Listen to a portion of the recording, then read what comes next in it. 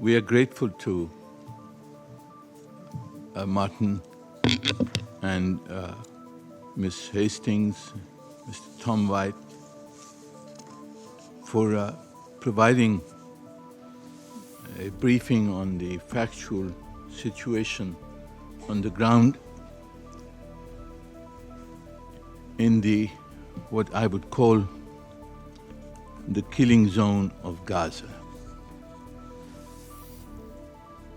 Pakistan has provided humanitarian assistance through Egypt to the Gazans, and we will continue to do our best to provide medicines, doctors, whatever is needed to help in ameliorating the plight of the people of Gaza. What I would like to do at this time is to underline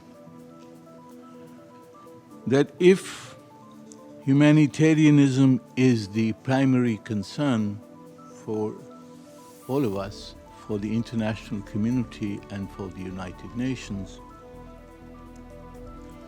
the actions that we need to take besides the supplies that have to flow,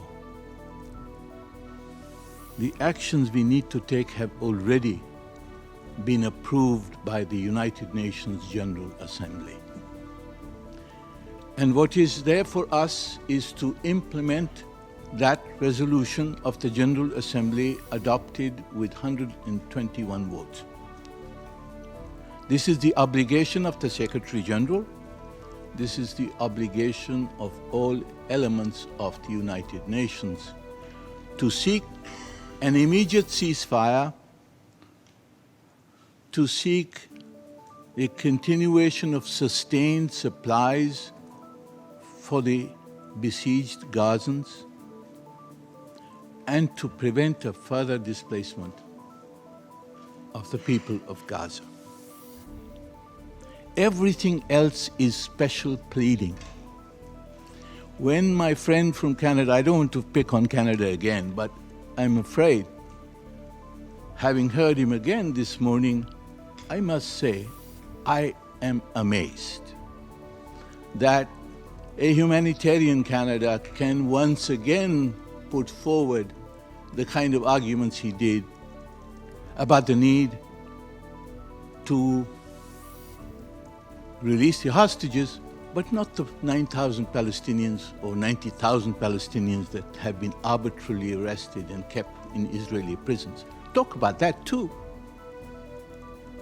He talks about calling for a humanitarian truce. Well, the General Assembly has called for a humanitarian truce leading to the cessation of hostilities. That is our obligation to do today. Anyone calling for a humanitarian pause to allow the Israelis to stop for 5 minutes and then bomb the Palestinians again, I think this is contrary to international humanitarian law, to the obligations of international humanitarian law, a violation of the obligations that they have undertaken as parties to all the international humanitarian conventions. A violation by taking that position. And also by taking the position that if military targets are placed or suspected to be somewhere, that it is all right for the Israelis to bomb them. If there was a target in the Ahli hospital, would it be just for the Israelis to bomb the hospital? Where does international law justify this? International humanitarian law is categorical. You cannot target civilian sites and civilian facilities, especially not hospitals. Even if there was a military target there, which is not proven. How did the Israelis ever proved that any of the schools that they have bombed, any of the hospitals that they have destroyed, any of the refugee camps which they have bombarded, has Israel proved that there was a military target remotely there. They are doing this as collective punishment. This is unfortunately a people who suffered the Holocaust, a people who suffered the genocide, committing the modern genocide. And we must call it for what it is. Let's not mince our words. Let us, as the international community, adhere to what the General Assembly has said. Let us adhere to what the international humanitarian law says. This is our obligation. We cannot mince our words. We have to tell the Israelis, stop the genocide.